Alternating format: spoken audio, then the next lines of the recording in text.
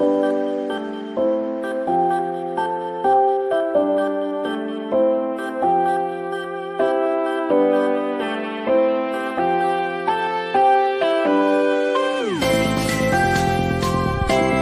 guys, jumpa lagi dengan Madam Detektif. Semoga kalian dalam keadaan sehat dan bahagia.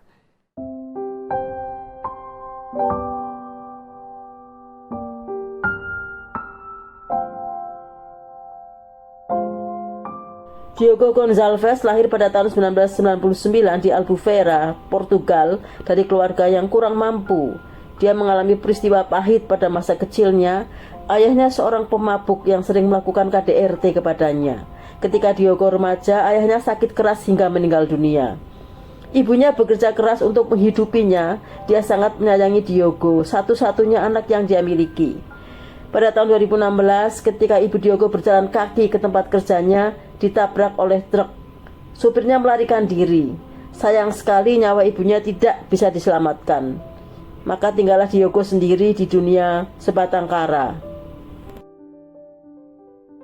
Setelah lulus SMA, Diogo pergi ke Algarve untuk mencari pekerjaan. Sebelumnya dia menumpang di rumah seorang temannya. Beruntung dia mendapatkan pekerjaan di sebuah hotel sebagai tenaga IT yang pekerjaannya di depan komputer. Setelah mendapatkan gaji, dia menyewa apartemen sendiri. Di hotel tempat kerjanya itulah dia bertemu dengan Maria Malveiro yang saat itu berusia 19 tahun dan bekerja di bagian taman hotel. Sejak mengenal Maria, hidup Diogo jadi lebih bergairah. Dia sangat mencintai Maria dan ingin menikahinya. Namun Maria minta waktu karena hubungan dengan pacarnya belum putus, tapi sudah tidak harmonis. Maria mempunyai rencana untuk mengakhiri hubungannya itu. Diogo dengan sabar menunggu. Tak terasa sudah 1 tahun Diogo dan Maria menjalin hubungan sebagai teman dekat. Meskipun demikian, mereka tidak pernah melakukan kemesraan-kemesraan seperti layaknya pasangan kekasih, karena Maria tidak mau sebelum hubungan dengan pacarnya benar-benar putus. Namun bagi Diogo tidak masalah. Dekat dengan Maria sudah merupakan kebahagiaan di dalam hidupnya. Dengan sabar, dia menunggu masalah Maria dengan pacarnya selesai. Diogo bahkan menolak ditawari pekerjaan yang lebih baik karena tidak ingin jauh dari Maria. Dia selalu mengajak Maria ke tempat-tempat yang disukai orang yang dicintainya itu. Pada bulan September 2020, Diogo menerima uang asuransi sebesar 60.000 euro, sekitar 900 juta rupiah, dari perusahaan pemilik truk atas kejadian ibunya yang meninggal karena ditabrak supirnya. Dengan uang itu, Diogo berencana membeli apartemen agar tak perlu sewa lagi. Kabar gembira itu diberitahukan kepada kekasih hatinya Maria. Maria sangat senang dan berencana akan keluar dari pekerjaannya karena tidak cocok dengan teman-temannya dan agar bisa menghabiskan waktu lebih banyak dengan Diogo. Tentu saja Diogo menyambutnya dengan sangat gembira. Suatu saat Diogo tidak masuk kerja. Manajernya heran karena itu bukan kebiasaannya. Diogo orang yang sangat bertanggung jawab dengan pekerjaannya. Jika tidak masuk pasti dia memberitahu. Manajernya berusaha menghubunginya melalui pesan WA. Diogo menjawab, "Saya pindah keluar kota mengikuti pacar saya." Manajernya curiga itu bukan Diogo yang menulis, tapi orang lain. Kemudian sang manajer meminta untuk menelponnya.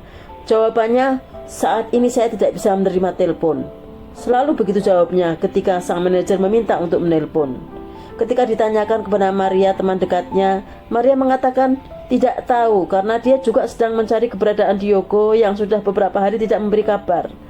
Sang manajer heran, apa yang sebenarnya terjadi dengan Diogo? Keheranannya akhirnya terjawab ketika ada berita viral tentang ditemukannya sebuah mobil tanpa pemilik di daerah Tavira, disusul dengan penemuan potongan tubuh manusia di wilayah Sagres dan Tavira.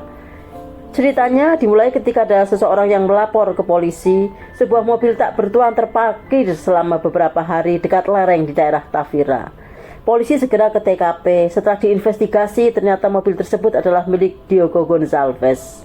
Polisi pun melakukan penyelidikan di sekitar TKP. Terlihat di bawah lereng dekat mobil terparkir potongan tubuh manusia yang sudah tidak utuh. Setelah diidentifikasi, ternyata pemilik tubuh tersebut adalah Diogo Gonçalves. Polisi langsung tahu bahwa ada seseorang yang menghabisi Diogo lalu membuangnya ke lereng untuk meninggalkan jejak. Beruntung potongan tubuh tersebut tidak jatuh ke air tapi ke tanah sehingga cepat ditemukan. Kasus Diogo pun menjadi viral di Portugal. Betapa tidak, setelah dihabisi, tubuh korban dipotong menjadi beberapa bagian lalu dibuang di 2 tempat yang berbeda. Siapa kira-kira yang tega melakukannya? Polisi mulai penyelidikan pertama dengan menginterview teman-teman dekat korban, teman kerja. Hasil interview semua mengatakan bahwa korban tidak punya musuh karena dia orang yang baik dan tidak mungkin ada unsur dendam.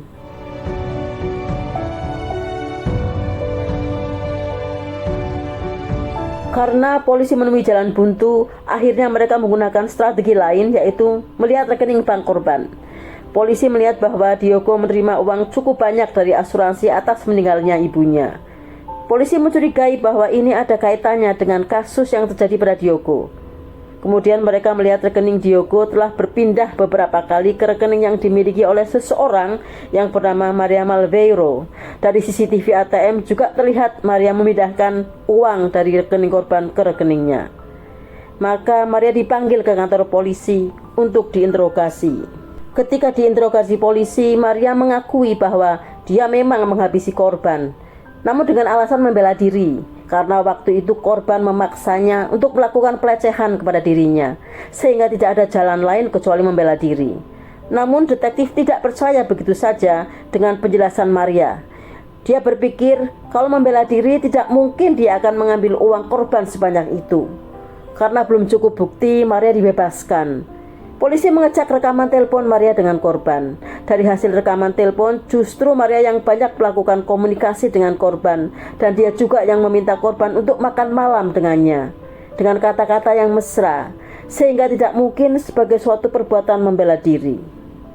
Dari hasil penyelidikan lanjutan pada HP Maria, terdapat komunikasi intens antara Maria dengan seseorang yang bernama Mariana Fonseca.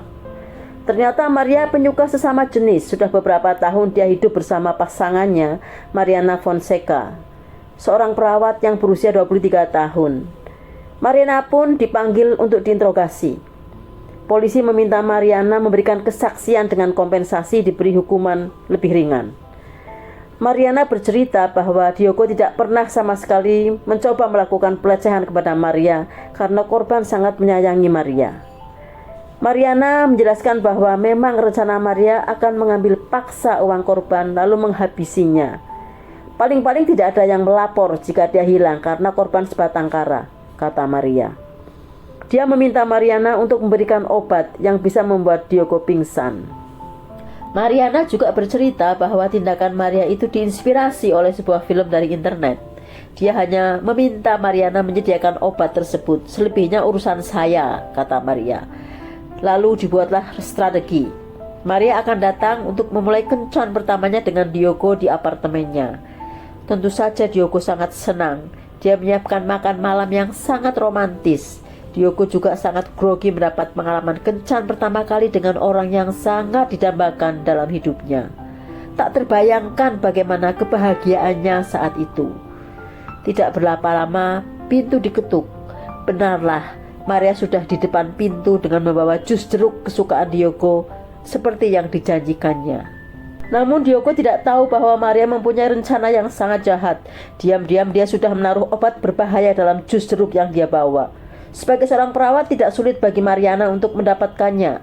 Maria pura-pura bersikap sangat romantis kepada Diogo. Menurut Mariana, obat itu akan bereaksi sekitar 15 menit sampai 1 jam.